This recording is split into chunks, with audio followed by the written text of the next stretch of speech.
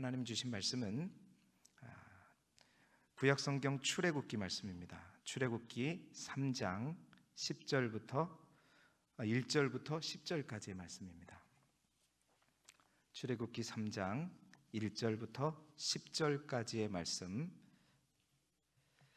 제가 한 절, 여러분이 한 절, 마지막 절은 같이 읽도록 하겠습니다. 구약성경 84쪽입니다. 84쪽.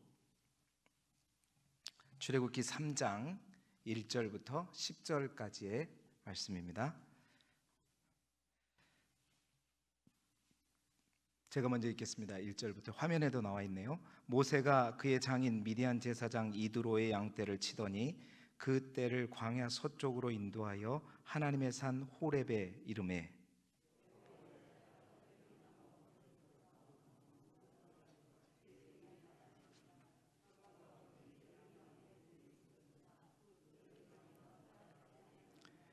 이에 모세가 이르되 내가 돌이켜 가서 이 큰 광경을 보리라. 떨기나무가 어찌하여 타지 아니하는고 하니 그때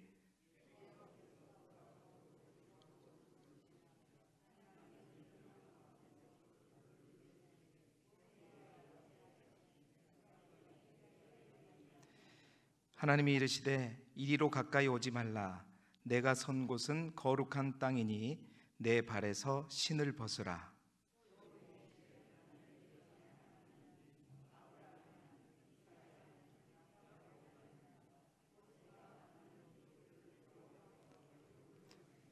여호와께서 이르시되 내가 애굽에 있는 내 백성의 고통을 분명히 보고 그들이 그들의 감독자로 말미암아 부르짖음을 듣고 그 근심을 알고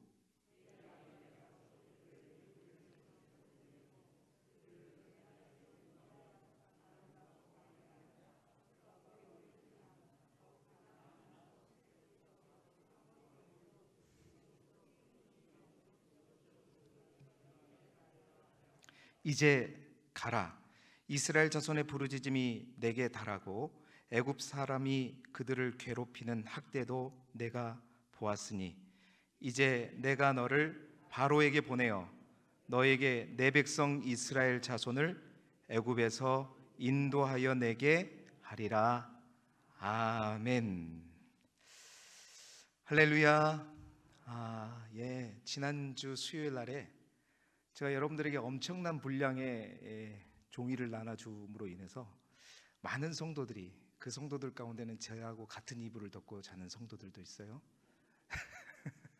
엄청나게 스트레스를 받아가지고 목사님 제발 이러지 말아요. 그래서 제가 방법을 좀 바꾸기로 했습니다. 오늘은 여러분에게 스트레스를 주지 않고 말씀에 있는 내용 가지고 설명을 해보도록 하겠습니다. 이런 시간이에요.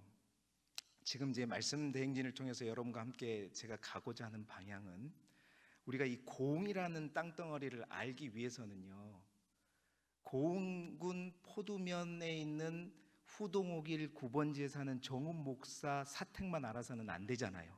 그렇죠? 고흥을 알려면 이 고흥의 큰 그림을 먼저 볼 줄 알아야죠. 고흥이 어디에 위치하고 있고 그 고흥이 몇 개의 면으로 나뉘어져 있고 또 그 면 가운데 어떠한 특성이 있는지 큰 그림을 먼저 봐야 되는 거죠. 그렇죠? 그 큰 그림을 보고 난 다음에 그 고흥에 있는 여러 개 면 중에서 우리가 사랑하는 포두면, 그 포두면을 보고 싶다 그러면 이제 포두면으로 들어와야 되죠. 그 포두면을 들어와서 포두면에 있는 여러 개의 마을을 또 살펴봐야 될 거 아닙니까? 후동도 있고 전동도 있고 상대도 있고 장자도 있고 덕천도 있고 봉독도 있고 그만할 때까지 해야지. 영등도 있고 어쨌든 그 마을마다 또 봐야 되잖아요. 그리고 그 마을을 다 본 다음에 그 중에 후동에 정훈 목사님이 사신대. 그럼 어떻게 해요? 이제 그 후동을 찾아가서 그 후동에 있는 정훈 목사 집을 쳐들어가야죠. 그 쳐들어가면 누가 있어요? 이제 잘생긴 정훈 목사가 있고 예쁜 사모가 있고 저를 꼭 닮은 3명의 아이들이 있고, 그러니까 성경을 우리가 그렇게 알아가 보자는 거예요. 이 수요일 날은 큰 그림을 보자는 거죠. 이 고흥을 알기 위해서 이 고흥의 큰 그림, 고흥이 도대체 이 남부 지역의 전라남도의 어느 쪽에 붙어 있고, 이 고흥이란 곳이 몇 개의 면으로 나뉘어져 있는지 그런 것들을 한번 큰 그림을 보고, 수요일 날 새벽에는 그 고흥 중에 포두면이라고 하는 그 면, 그래서 어떤 날은 3개의 마을로 되어 있고, 어떤 날은 4개의 마을로 되어 있고, 2개의 마을로, 그러니까 그게 3장으로 되어 있고 2장으로 되어 있고 4장으로 되어 있는, 새벽에 이제 우리가 하루하루 통독하는 말씀을 새벽을 통해서 이제 그 면들을 정복하는 거예요. 그러면 이제 그 면에 있는, 포두면에 있는 정훈 목사의 집은 누가 봐야 돼요지? 여러분 각자가 집에 가서 교재를 들고 성경책을 샅샅이 뒤지면서 절절히, 교회에서 절을 보니까 이상하죠. 그냥 절절절절절절절 하면서 절을 완전히 파악해서 그 절에, 그 후동에 뭐가 어떻게, 몇 명이 누가 어떻게 사는지까지 자세하게 보는 거. 이제 그렇게 해가자는 거예요. 몇 년 동안? 1년 동안. 우리가 그렇게 1년 동안 성경을 쫙 보게 되면 큰 그림에서부터 중간 그림에서 아주 작은 그림까지 성경을 통으로 우리가 보게 되는 거죠. 그러면 지금까지 여러분들이 읽었었던 성경에 대한 이해보다도 훨씬 깊고 또 올바르고 신학적으로 이제 바른 해석을 하면서 성경을 볼 수 있어요. 근데 이 큰 숲에서부터 성경이 들어가지 않고 그냥 정훈 목사 집에서만 딱 그것만 바로 파악해버리면, 정훈 목사 집을 보고 이게 고흥이다, 우리 집만 보고 이게 고흥이라고 말할 수 있어요? 완전히 틀린 거죠. 절대 그렇게 보면 안 돼요, 성경은. 그래서 큰 숲에서부터 하나씩 하나씩 들어가서 작은 하나를 딱 볼 때 이게 큰 커다란 의미 안에서 어떤 의미를 갖고 있구나를 정확하게 찾을 수 있는 것이죠. 그래서 수요일 이 시간도 너무나도 중요하고, 새벽 시간도 너무나도 중요하고, 또 여러분 각자가 말씀을 읽는 시간도 너무나도 중요합니다. 제가 목회하면서 이런 시간은, 제가 이 교회에서 한 20년을 목회한다 그래도 이게 올해밖에 못해요, 사실은. 그러니까 한 번밖에 못하는 거니까 여러분 정말 귀한 기회라고 생각해요. 저도 그래요. 저도요, 하루에 읽어야 할 본문을 적어도 3번씩 읽습니다. 그러면 적어도 3번씩 읽으면, 저는 일주일에 만약에 그 성경 통독표대로 일주일 그대로 읽으면 10장을 읽어요. 그러면 하루에 3번씩 읽으니까 저는 몇 장을 기록할까요? 몇 장 읽었다고? 30장 읽었다고 기록해요, 자신 있게. 10장을 3번 읽었으니까 30장 읽었다고 기록합니다. 그렇게 하는 거예요. 그렇게 하면서 다른 때보다 내가 많이 읽는 게 중요한 게 아니라 제대로 알고 읽어보자. 할렐루야. 여러분 그렇게 하면 정말 이 1년이 기쁨의 시간이 될 줄 믿습니다. 그렇게 되고 싶지 않나 봐요. 아멘 소리가 너무 그렇게 될 줄 믿습니다. 예, 그렇게 꼭 되셔야 돼요. 자, 오늘은 이제 거두절미하고 창세기를 기록한 목적입니다. 여러분, 구약 성경 중에서 가장 중요한 성경이 있다면, 가장 중요한 부분이, 사건이 있다면 그건 뭐냐? 그것은요, 우리가 비록 창세기를 공부하려고 하지만 그건 뭐냐면 바로 출애굽 사건입니다. 그래서 출애굽 사건이 이스라엘의 역사에 의해서 차지하는 비중은 엄청나게 커요. 여러 가지 의미가 있기 때문이죠. 이 출애굽 사건은 하나님께서 이제 하나님께서 만드신 민족다운 민족으로서 이스라엘이 출발하는 사건이 출애굽이고, 또한 이 출애굽의 엄청난 이 경험을 바탕으로 사실 모세오경이 쓰여졌거든요. 뿐만 아니라 이 출애굽을 통해서 하나님께서 이제 언약의 말씀, 율법을 또 주시고요. 또한 이 이제 나중에 이제 우리가 후에 가보면 이제 예언서, 우리가 막 머리 아파하고 힘들어하는 예언서도 우리가 공부하게 될 텐데, 그 예언서에 가면 수많은 선지자들이 어디로 돌아가자? 이스라엘을 구원하셨던, 애굽으로부터 구원하셨던 하나님께로 돌아가자. 항상 기준이 출애굽을 상기하면서 얘기한단 말이에요. 그리고 왜 이 출애굽이 중요하냐? 바로 이 출애굽 사건이 예수 그리스도를 통한 구원의 예표요 모델이기 때문이죠. 그래서 출애굽 사건은 엄청나게 중요합니다. 물론 성경의 시작은 창세기이죠. 그래서 창세기는 시작의 책으로 굉장히 중요합니다. 그러나 이야기 순서상 창세기가 역사순으로 기록되어 있기 때문에 창세기가 먼저 와 있는 것 뿐이지, 핵심 사건은 어디에서부터 출발하냐면 바로 출애굽으로부터 출발한다는 거예요. 자, 지난주에 저는 모세 오경을 기록했다는 이 역사적 근거를 부인할 그 어떤 설도 빈약해서 그걸 뒤집지 못는다고 했죠. 그래서 우리는 그냥 모세 오경은 모세가 썼다라고 생각하자고요. 그러면 모세가 이 창세기를 쓴 분명한 목적이 있을 거 아닙니까? 그 분명한 목적이 뭘까? 여러분, 지금까지 창세기를 읽을 때 모세의 심정으로 모세가 이 책을 이스라엘 백성에게 뭘 알리기 위해서 쓰셨는가? 다시 말하면 하나님께서 모세에게 성령으로 감동을 주셔가지고 이스라엘 백성에게 이 창세기를 통해서 뭘 알리려고 도대체 창세기를 쓰셨는가? 한번 생각해보고 읽어보셨냐 이거죠. 오늘 그 모세의 입장에서 창세기는 하나님께서 모세를 통해서 어떤 의도를 가지고 쓰셨겠는가, 고기를 살펴보는데 그 핵심 시작이 어디냐? 바로 오늘 우리가 읽었던 출애굽기 3장 1절부터 10절까지의 본문이에요. 아니, 출애굽기 3장 4장의 말씀이에요. 여러분, 출애굽기 3장 4장은 어떤 장이냐면 모세가 이제 애굽의 왕으로 40년 있다가 미디안 광야로 가서 또 40년 있고 난 다음에 어떻게 해요? 80세 되던 때에 하나님으로부터 부르심을 받죠. 바로 모세의 소명장이 출애굽기 3장 4장이거든요. 자, 이 3장 4장의 말씀을 우리가 성경을 펴시고 그 성경을 보시면서 우리 간단히 쫙 스캐닝을 해보겠습니다. 자, 여기에서 과연 모세는 뭘 느꼈고 또 어떠한 마음으로 창세기를 썼을까 우리가 찾아보자는 거죠. 자, 80세 되던 어떤 날에 오늘 본문에 보면 1절에 보십시오. 장인의 양을 치다가 하나님의 산 호렙에 모세가 이르렀죠. 근데 그 호렙에 이르렀을 때 여호와의 사자가 떨기나무 가운데서 나오는 불꽃 안에서 그에게 나타나셨어요. 그렇죠? 그래서 모세가 보니까 떨기나무에 불이 붙었는데 그 떨기나무가 도대체 타질 않는 거예요. 계속 불이 붙어 있는 거예요. 원래 여러분, 떨기나무에 불이 붙게 되면요, 한 5분이면 싹 다 타버려요. 재밖에 안 남고 바람 한번 싹 불면 완전히 흔적도 없이 날아가 버리는, 불 때문에 날아가 버리는 나무가 어떤 나무냐면 그 사막의 떨기나무란 말이에요. 근데 그 떨기나무가 타고 있는데 전혀 사라지지 않는 거예요. 오, 신기하다. 어째 이런 일이 있을까? 그래서 가려다가 보니까 너무 신기해. 뒤돌아서서 그걸 다시 보려고 딱 하니까 그때 그 떨기나무 가운데서 누가? 하나님께서 그를 부르시죠. 모세야, 모세야 부릅니다. 그가 대답합니다. 내가 여기 있습니다.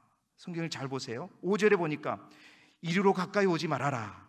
내가 선 곳은 거룩한 땅이다. 내 발에서 신을 벗어라. 하나님께서 이제 모세의 신을 벗게 합니다. 거룩한 땅이라고 하고. 그래서 모세가 거기에서 신발을 벗으면서 하나님과의 이제 대화가 시작되죠. 자, 6절 상반절에 보세요. 하나님께서 이렇게 말씀하십니다. 나는 내 조상의 하나님이다. 아브라함의 하나님, 이삭의 하나님, 야곱의 하나님이다. 자, 모세가 하나님이 이렇게 하세요. 모세야, 나는 아브라함의 하나님, 이삭의 하나님, 야곱의 하나님이다. 이랬을 때 모세가 모세 오경을 지은 사람이죠. 그러면 모세가 창세기도 다 썼다면 모세는 이 세 아브라함과 이삭과 야곱의 하나님이라는 말을 딱 들었을 때 그 하나님에 대한 그게 확 들어오겠죠. 그 하나님이 내 앞에 왔다. 하나님이 내 앞에 왔다는 그 사실을 딱 아는 순간 가장 먼저 그가 느낀 건 뭐였어요? 두려움이었죠. 보세요. 6절 하반절에 모세가 하나님 뵈기를 두려워해서 어떻게 해요? 얼굴을 가리는 거예요. 오 주여, 오 하나님 오셨습니까? 이 부족하고 연약한, 그러면서 얼굴을 가리죠. 자, 그 다음에 보세요. 7절부터 10절까지 하나님께서 이제 모세를 불러서 왜 내가 모세야 모세야 너를 부르고 있는지 그 이유를 쫙 설명해요. 쫙 설명한 다음에 그 결론이 뭐예요? 10절에 이제 내가 너를 바로에게 보내어 너에게 내 백성 이스라엘 자손을 애굽에서 인도하여 내게 하리라. 자, 어느 날 80세 어느 날 모세를 호렙산에서 부르셔가지고 모세야 신발을 벗어라. 내가 너한테 굉장히 중요한 말을 할 것이다. 그러면서 나는 아브라함의 하나님, 이삭의 하나님, 야곱의 하나님이다. 그러면서 내가 너에게 이러한 사명을 주겠다 말씀하시죠. 여러분, 이것이 이제 모세가 하나님으로부터 사명을 받은 소명장입니다. 여러분, 하나님께로 사명을 받았을 때 대부분 기본적인 성경에 보면 양식이 세 가지 양식이에요. 항상 하나님이 뭔가 누군가에게, 이 모세도 그런 마찬가지고요, 이사야도 마찬가지고, 예레미야도 마찬가지고, 또 바울도 마찬가지입니다. 저도 사실 마찬가지예요. 항상 하나님께서 뭔가 사명을 주시고 우리를 부르실 때는 가장 먼저 3단계가 있는데, 첫 번째는 뭐냐면요, 항상 하나님은 내가 누군지를 알게 하셔요. 누군지도 모르는 사람이 나한테 말할 수는 없는 거잖아요. 항상 소명을 주실 때는 항상 먼저 하나님은 자신이 누구인지 우리에게 먼저 깨닫게 하시고 알게 하시고, 그 다음에 하나님 그 속에서 뭘 알게 하시냐면 내 자신이 누구인지 알게 한단 말이에요. 자, 보세요. 아브라함 하나님의 하나님, 이삭의 하나님, 야곱의 하나님, 하나님이 자기가 누구인지 알려주시죠. 자, 모세는 그 하나님 앞에 내가 두려워서 얼굴을 가렸다고 그래요. 그러면 그 하나님 앞에 내가 어떤 존재인지 자기를 인식하는 거예요. 하나님을 알고 나를 알고 그 가운데 하나님이 나에게 무엇을 원하시는지 아는 것, 이게 이제 사명이죠. 항상 이 세 가지 요소를 가지고 하나님은 우리를 부르실 때 택하시고 우리를 부르시는 겁니다. 자, 하나님께서 이렇게 모세를 딱 부르셨을 때 모세가 네 하나님, 애굽으로 당장 가겠습니다, 이렇게 반응했을까요? 아니죠. 자, 오늘 우리가 10절까지만 읽었지만 그 이후에 여러분 11절부터 보시게 되면 모세가 5번에 걸쳐서 뭐냐면 하나님의 이 사명을 거부합니다. 어떻게 거부하는지 꼭 우리의 모습일 수도 있어요. 먼저 11절을 보세요. 11절 하나님께 모세가 제일 먼저 뭐라 그러냐면, 하나님, 제가 뭐라고 바로에게 가서 이스라엘을 애굽에서 인도하여 내겠습니까? 하나님, 내가 바로가 무서워서 도망친 사람입니다 지금. 그리고 내까지까지 이런 한 사람이 이제 이스라엘 백성들에게 잊혀져가는 내가 그 많은 이스라엘 백성들을 어떻게 내가 데리고 나옵니까? 말이나 되는 얘기합니까? 그랬더니 하나님 뭐라 그래요? 너 혼자가 아니다. 너 혼자가 아니다. 내가 반드시 너와 함께 있을 거다. 걱정하지 마라. 하나님이 이렇게 말씀하시잖아요. 그랬더니 모세가 그러면 예 하나님, 그럼 가겠습니다, 이러면 좋은데, 여러분 13절에 보세요. 그래요 하나님? 그래요. 그러면 내가 설령 하나님 제가 그들 앞에 섰다 해도 제가 너희의 조상 하나님이 나를 너희에게 보내셨다라고 그들에게 말하면 그들이 저에게 분명히 물을 거예요. 뭐라고 물으냐면, 야, 너희한테 말한 그 하나님이 도대체 누구냐? 그 하나님의 이름이 뭐냐? 그 하나님 어떤 하나님이냐? 누구냐? 나한테 설명해봐라. 그렇게 물어보면 저거 뭐라고 얘기할 겁니까? 아브라함의 하나님, 이삭의 하나님, 야곱의 하나님. 그래도 잘 모를 텐데 간단하게 뭐라고 말해야 됩니까? 그랬을 때 하나님께서 답을 주시죠. 나는 스스로 있는 자니라. 그 말은 뭐예요? 나는 피조물이 아니다. 피조된 것이 아니라 나는 창조주이고 원래부터 있었던 하나님이다. 조물주다라고 얘기하라는 거죠. 그래서 그렇게 답하라. 그러면서 구체적으로 그렇게 답한 후에 어떻게 준비할 것인가를 쭉 말해 주십니다. 자, 그 정도 들었으면 또 설득이 될 법도 한데 4장 1절을 보시게 되면요, 모세가요 또 근데 하나님 좋은데요, 어떻게 하는지 알겠어요. 그런데 제가 걱정되는 건요 뭐냐면, 아마 그들이 하나님을 믿어도 저를 믿지 않을 것 같습니다. 저를 믿지 않고 제 말을 듣지 않을 것 같아요. 하나님이 저에게 나타나지 않았다고 그들이 아마 뻥치는 거라고 얘기하면 저 어떻게 얘기합니까? 그랬더니 하나님 뭐라 그래요? 내 손에 지팡이가 있지? 그 지팡이를 한번 만져봐라. 뱀이 돼요. 다시 한번 만졌더니 다시 지팡이가 돼요. 내 손을 갖다가 품에 넣어봐라. 손에 문둥병이, 나병이 걸린 거예요. 다시 뺐더니 나병이 나왔어요.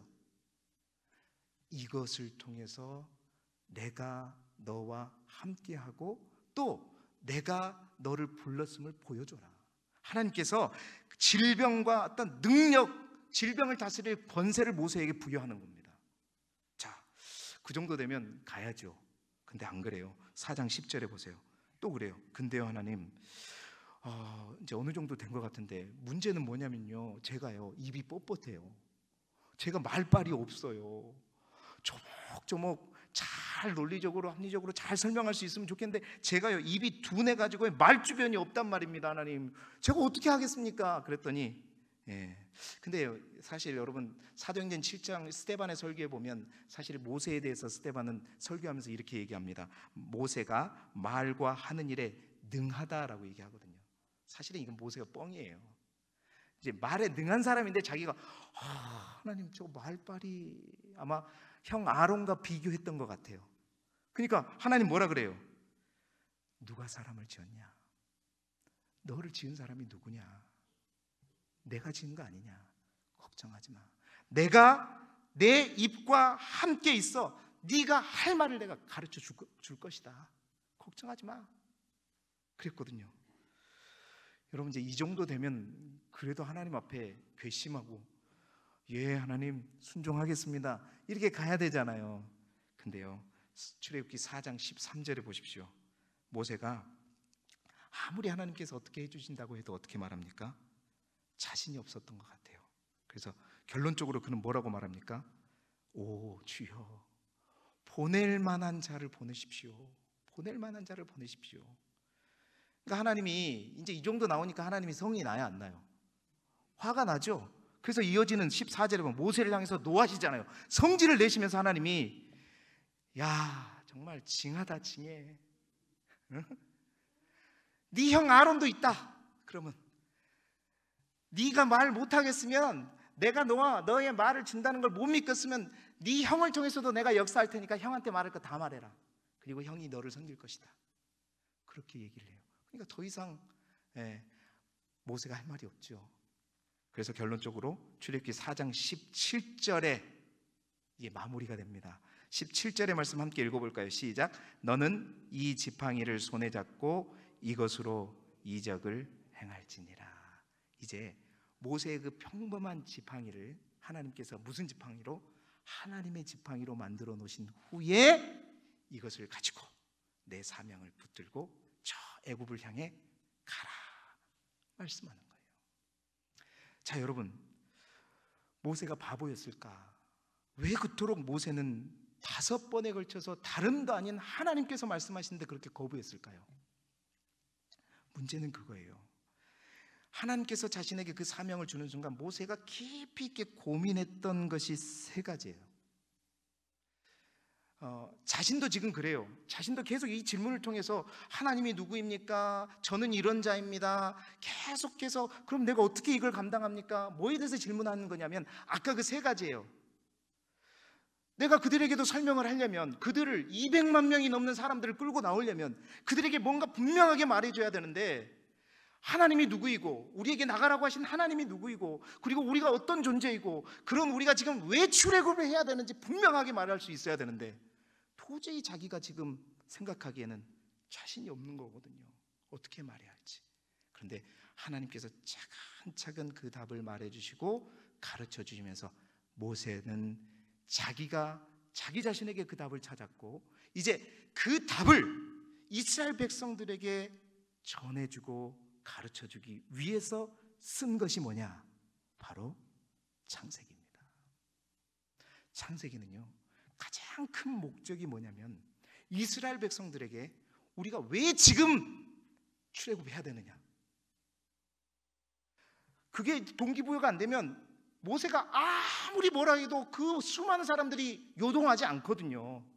그래서 자기가 이적을 보여주고 능력을 보여준 것도 좋지만 그들에게 뭔가 글로 보여지게끔 하나씩 하나씩 설명이 돼서 이래서 우리가 나가야 되는 거구나, 우리가 이런 존재였구나, 꼭 나가야겠네. 그 강력한 동기부여를 위해서 모세는 창세기를 썼던 거예요. 자, 그 첫 번째 가장 중요한 사실을 창세기 12장부터 50장까지의 긴 내용을 통해서 이야기합니다. 창세기 15장부터 50장까지가 누구의 이야기냐면 족장 이야기입니다. 누구요? 아브라함, 이삭, 야곱, 요셉. 4대 족장의 이야기예요. 이 4대 족장의 이야기를 통해서 모세가 많은 메시지도 우리 성경이 우리에게 주는 메시지가 있지만 가장 핵심 메시지는 뭐냐면 왜 우리가 출애굽해야 되는가, 이걸 가르치고 있어요. 자, 그 12장부터 50장까지의 내용을 통해서 이제 모세가 이스라엘 백성들에게 우리가 왜 출애굽해야 된다는 그 사실을 설명할 때 그것을 어떻게 설명하냐면, 하나님은 어떤 일을 행하실 때 우리에게 반드시 말씀하시고 약속하신 후에 그 약속하시는 말씀을 성취하시는 분이 우리 하나님이시다. 히브리서 6장에 보게 되면 하나님은 언약의 하나님이시고 그 약속에 맹세로 보증하시는 하나님이라. 그러니까 이스라엘 백성들 가운데서는 하나님은 말씀하시고 그 말씀하신 것을 반드시 지키시는 하나님이라는 그 전승이 있거든요. 그 전승을 바탕으로 기록하는 거예요. 자, 봐라 여러분, 이스라엘 백성들아 봐라. 우리가 야곱 때 애굽에 처음 들어왔어요. 그렇죠? 큰 흉년이 들어가지고 요셉이 이제 먼저 와 있었던 걸 몰랐잖아요. 야곱이 자기의 가족 70명을 거느리고 애굽 땅에 400년 전에 처음 들어왔단 말이에요. 처음 들어왔을 때 70명이었어요. 근데 지금은 어느 정도예요? 왜 애굽에 있는 이스라엘 히브리 백성들이 고역을 당하고 막 고통을 당하고 있어요? 그 요셉을 모르는 바로가, 왕이, 이스라엘 백성들이 너무나도 사람들이 많아져 버린 거예요. 혹시 이 사람들이 반감을 품어가지고 이제 반역을 일으킬까봐 더 딴 생각 못하도록 고역을 시킨 거잖아요. 사람이 어느 정도 많아졌냐면 70명이 들어왔는데 지금은 셀 수 없는 많은 인원. 다시 말해서 이제 60만 3,550명이라고 이제 출애굽기 얘기하지만 어찌됐든 출애굽할 당시에 아이들 거 다 해서는 200만 명이 넘는다고 했죠. 몇 명이 200만 명이 된 거예요? 70명이 200만 명이 됐어요. 자, 사랑하는 여러분, 이제 모세가 그렇게 얘기하는 거예요. 70명이 200만 명이 된 것은 단순한 어떤 상식적인 번성에 의해서 이렇게 사람이 많아진 게 아니라 이것은 하나님의 약속의 성취이다. 하나님께서 약속하시고 그것이 응답된 것이 바로 지금 우리가 이렇게 자손이 많아진 거다. 그러면서 이제 아브라함 이야기부터 모세가 쓰기 시작한 거예요. 자, 창세기 12장에 아브라함 얘기부터 할 때 원래 우리가 어떻게 시작됐냐면 아브라함을 하나님이 선택하셨어서 아브라함을 부르실 때 세 가지 복을 허락하셨어. 그 첫 번째 복이 뭐냐면 큰 민족을 이루고, 두 번째는 내 이름을 창대케 하고, 그리고 세 번째는 모든 족속이 너로 말미암아 복을 받을 것이다 하고 아브라함을 불렀어. 아브라함을 부르고 13장에 넘어갔는데 또 이런 일이 있었다. 조카 롯과 아브라함의 다툼이 생겼어. 근데 조카 롯은 눈에 보이는 좋은 것을 보고 딱 갔는데 아브라함은 눈에 보이지 않는 영원한 것을 선택했을 때 하나님께서 아브라함에게 뭘 약속했냐면, 아브라함아, 동서남북을 바라보라. 동서남북을 바라보라. 보이는 땅을 너와 내 자손에게 주리라 말씀하셨고, 그때 약속하셨고, 내 자손이 어떻게? 땅의 티끌과 같이 많아질 거다. 내가 두루 다녀보라. 그것을 다 내게 주겠다. 창세기 13장에 아브라함에게 두 번째 그렇게 약속했단 말이죠. 또 창세기 15장에 가보기엔 또 한 번은 하나님께서 아브라함을 불러서 이렇게도 약속하시는 거예요. 밤하늘에 저 나와봐라 그러면서 저 밤하늘의 별을 바라보면서, 사랑하는 아브라함아, 별들을 한번 볼래? 별들을 개수를 한번 쉬어볼래? 별들이 얼마나 많니? 저 많은 별들만큼이나 네 자손을 내가 많이 하겠다. 약속한 내 씨를 통해 가지고 무별과 같은 자손을 너에게 허락할 것이다 얘기한 거예요. 내 집에서 기른 자가 내 상속자가 되고 무별, 셀 수 없는 무별처럼 내 자손이 그와 같을 것이다 얘기해요. 그런데 아브라함이 이제 창세기 16장에 가가지고 그 하나님의 약속을 믿지 못하고 기다리지 못하고 하가를 이제 취해가지고 이스마엘을 낳죠. 그걸로 인해서 하나님께서 이제 기분이 나쁘죠. 13년 동안 침묵하시다가 13년 후에 창세기 17장에 다시 나타나셔서 하나님 아브라함에게, 아브라함아, 나는 전능한 하나님이다. 네가 내 말을 믿지 않았는데 내가 다시 한번 약속하마 그러면서 내가 너로 심히 번성하게 하고 왕들이 내게로부터 나올 것이고 내가 가나안 온 땅을 주어 영원한 기업으로 삼게 할 것이다. 그 약속의 표정으로 그래가지고 할례를 받게 하죠. 자, 내 몸에 할례 받은 걸 보고 내가 반드시 내 자손을 많게 하고 번성하게 할 거란 이 약속을 항상 기억해라. 그러고 할례를 하게끔 한 거거든요. 이게 할례 언약이라고 얘기하는 겁니다. 그리고 창세기 22장에 가게 되면 하나님이 이제 아브라함의 믿음을 최종적으로 이제 테스트할 때 자기 아들까지 주는 그 모습을 딱 보시고 하나님이 감동해가지고 그때도 이렇게 약속하시죠. 내가 내 독자도 아끼지 아니하였은즉 내가 내게 큰 복을 지고 내 씨가 크게 어떻게 할 것이다? 번성할 것이다. 하늘의 별과 같고 바닷가의 뭐와 같다? 모래와 같을 것이다. 내 씨로 말미암아 천하 만민이 복을 받게 될 것이다. 여러분, 이스라엘 백성이 모세는 말하고 있는 거예요. 사람들이 이렇게 많아진 것이 우연이 아니다. 하나님께서 아브라함에게 이미 5번에 걸쳐서 약속한 것이 이루어진 것이다. 그리고 하나님은 그 약속을 또 누구에게 계승했느냐? 바로 아들 이삭에게도 계승했다는 거죠. 창세기 26장에 보면 이삭이 큰 흉년이 들어서 애굽으로 내려가려고 할 때 하나님께서 이삭을 멈춰 세웠죠. 이삭아, 애굽으로 가지 마라. 내가 내게 지시한 땅에 머물라. 애굽으로 가지 말라고 하시면서 이 땅에 내가 거주하면 이 모든 땅을 너와 내 자손에게 주고 아브라함에게 약속한 것처럼 내 자손을 하늘의 별과 같이 번성하게 하고 내 자손으로 천하 만민의 복을 줄 것이다. 아브라함에게 했던 약속을 이제 누구에게 이어주는 거예요? 이삭에게 그대로 이어주는 거예요. 그리고 26장에 우물 문제로 블레셋 사람들에게 시기를 받아서 계속 양보하면서 물러날 때도 이제 부일 새벽까지 갔었을 때 하나님이 이삭에게 또 나타나셔서 말씀하시죠. 내가 이삭아 내가 너희와 함께 할 것이다. 내가 너에게 복을 줘서 내 자손이 번성하게 할 것이다. 이삭에게 2번에 걸쳐서 말씀하시고 아브라함에게 했던 그 약속을 그대로 이삭에게도 승계시켜가죠. 그럼 야곱에게는 어땠을까?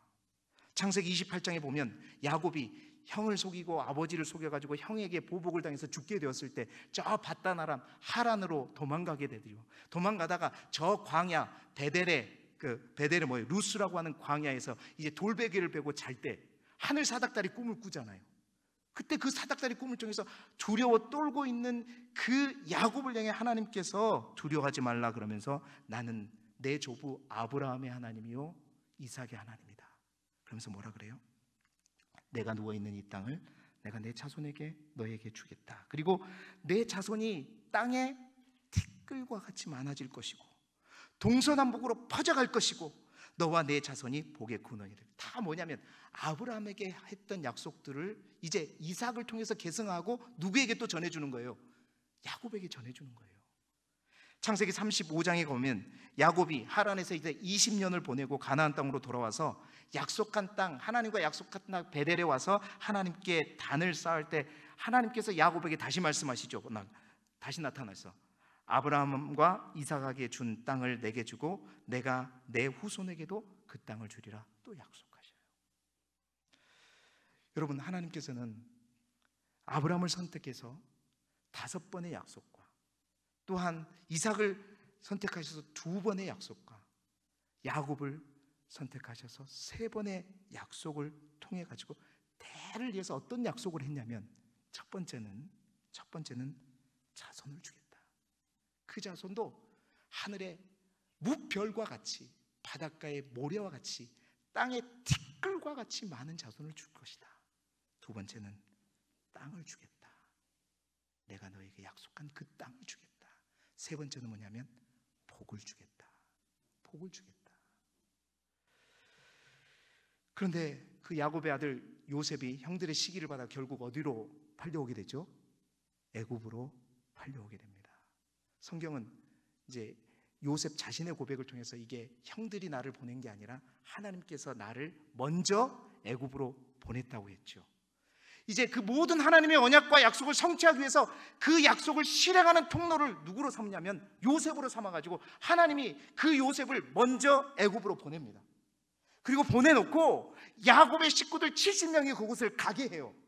그래서 그 70년으로부터 실제 하나님께서 아브라함과 이삭과 야곱을 통해서 약속하신 그 약속을 행하기 시작해요. 그래서 400년이 흐른 지금 모세의 시기에 보니까 자손이 70에서 200만으로 늘었어요. 지금 모세는 이스라엘 백성들에게 이걸 얘기하고 있는 거예요. 이게 우연이 아니다. 그냥 된 게 아니다. 70명이 와서 어떻게 한순간에 다 죽을 줄도 모르는데 이토록 바로가 두려워할 만큼 이렇게 번성한 것은 우리의 생식력 때문에 그게 아니라 하나님께서 언약, 약속하신 것을 성취한 것이다. 그런데 그 하나님께서 이제 두 번째 우리에게 약속하신 것, 그것을 위해서 지금 나를 너희에게 보냈고 지금 그 일을 행하려고 하신다. 내가 너희들에게 좀 더 명확한 하나님의 약속을 알려주마. 여러분, 정말 정확한 하나님의 약속이 있습니다. 아브라함과 하나님이 약속하실 때 창세기 15장에 보면 횃불 언약이라고 있어요. 그 고대 근동에서 짐승을 반으로 딱 쪼개놓고 이 계약자와 피계약자 사이에 이제 언약을 맺는데, 이거는 어떤 언약이냐면 짐승을 딱 가르면서 생명을 걸고 약속을 지키겠다는 다짐으로 약속하는 약속이란 말이에요. 짐승을 쪼개놓고 하나님께서 이렇게 약속합니다.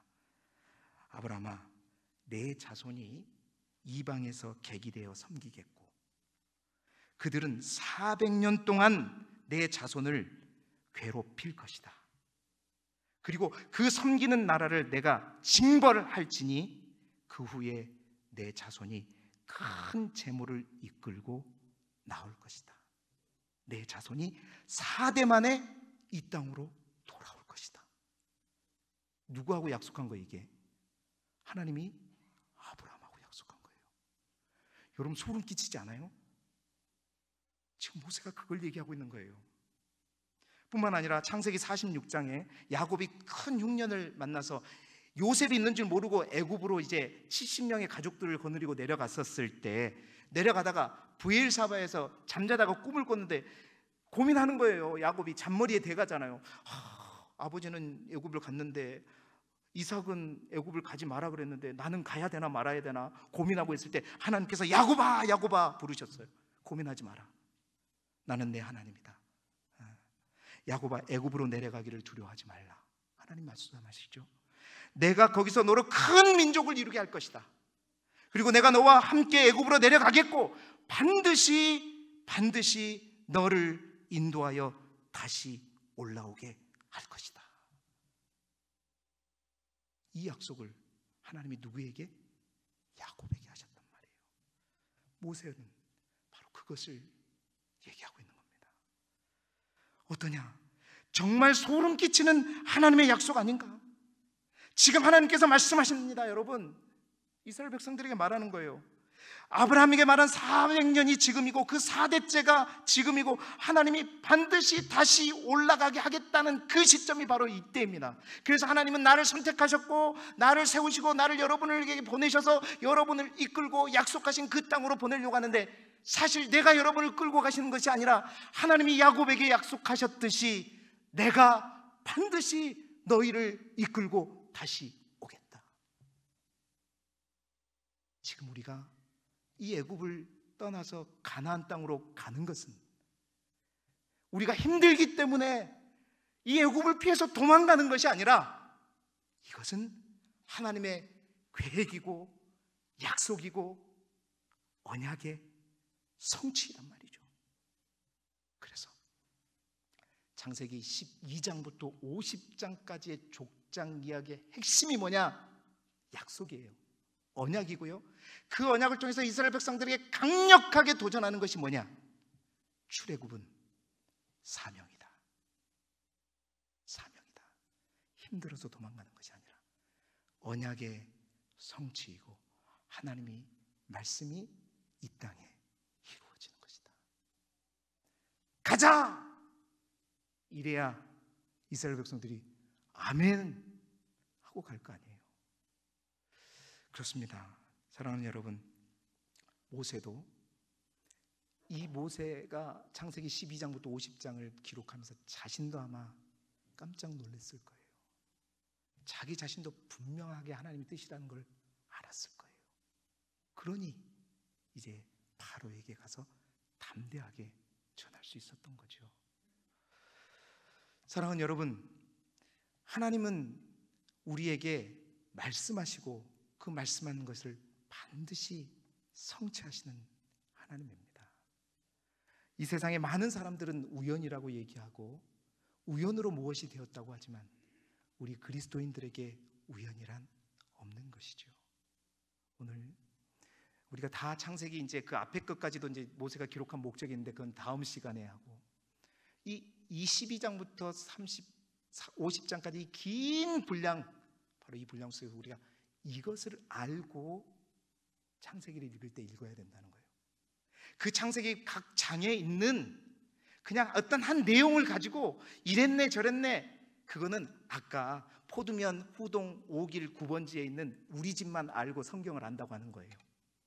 전체 큰 그림을 보시면서 그 안에서 가장 큰 핵심과 비중이 뭔가를 알고 또 그 가운데서 하나님께서 주시는 세세한 것들을 파악해 나아갈 때 성경이 올바로 보이고 제대로 보이고, 이제 우리에게 주는 오늘날의 사명은 무엇인가? 하나님이 이스라엘 백성들에게 약속하시고 하라고 하신 그 명령이 있었던 것처럼 오늘 지금 나에게 하나님이 명령하시고 요청하시는 것은 무엇인가? 우리가 생각해 보는 것. 그렇게 읽어질 때 창세기는 모세와 이스라엘 백성만을 위한 책이 아니라 누구의 책이 되는 거예요? 나를 위한, 나를 향한 하나님의 말씀이 되고 하나님의 명령이 되는 것이죠. 어떻게 지난주보다 좀 나았어요? 에? 이래도 어려워요? 그럼 이제 더 이상 할 말이 없고 그러니까 이제 큰 그림을 제가 보여줄 거란 말이죠. 그래서 다음 주에는 그러면 왜 아브라함을 부르시게 되었는가, 하나님은 이제 그걸 설명하기 위해서 이제 그 앞의 내용들을 써내려가기 시작하고 창세기 1장 2장까지 써내려가는 거예요. 여러분, 그렇게 해서 창세기가 이렇게 쓰여졌구나라고 딱 보이기 시작하면 창세기를 읽으면서요, 여러분 전율이 느껴지고 메시지가 분명해지고요, 어떤 메시지를 봐도 왔다 갔다 하지 않아요. 통으로 말이 연결되면서 더 깊은 하나님의 음성을 찾고 있는 거예요. 제가 새벽마다 말씀 전하는 그 메시지의 큰 흐름은 다 방금 얘기하는 이 큰 그림 안에 다 있는 겁니다. 그렇게 성경을 볼 때 신천지가 나오지 않는 거죠. 신천지는 후동 5길 9번지 사는 정우 목사 그 집에 있는 요 숟가락 하나 가지고 이게 하나님 말씀이라고 이걸 전체화 시켜가지고 막 하는 거죠. 그렇게 말씀을 보면 안 된다는 거예요. 오늘 이 시간을 통해서 우리가 창세기가 우리의 책이 되기를 바라고요, 또 모세가 이스라엘 백성들의 그토록 말했듯이 오늘도 하나님께서 나를 이 땅에 보내신 사명은 무엇인가 다시 한번 돌이켜보는 이 한 주간이 되었으면 좋겠습니다. 그래서 그것들을 이루어가고 실행해가는 우리의 삶이 되기를 주님의 이름으로 축복합니다. 기도드리겠습니다. 하나님 아버지, 모세가 출애굽을 앞둔 이스라엘 백성들에게 왜 우리가 애굽을 나가야 되는지, 바로가 무서워서도 아니고 애굽의 종살이가 힘들어서도 아니고 또 우리가 가진 것이 없기 때문도 아니라 하나님의 사명이요, 하나님의 뜻을 이루는 것이요, 하나님의 나라를 만들어가는 하나님의 뜻과 계획임을 분명히 알고 나아가듯이 하나님, 우리를 향한 하나님의 분명한 목적과 계획이 있는 줄 믿습니다. 그저 시간이 흘러가는 대로 살아가는 우리의 인생이 아니라 날마다 나를 이 땅에 보내신 하나님이 어떤 하나님이고 나는 어떠한 존재이며 그 하나님이 나에게 무엇을 요구하시는지 날마다 하나님 앞에 묻고 이 땅에서 살아가는 모든 시간들이 하나님의 뜻을 이루어가는 하나님의 사명자가 되게 하여 주옵소서. 예수 그리스도 이름으로 기도드리옵나이다. 아멘.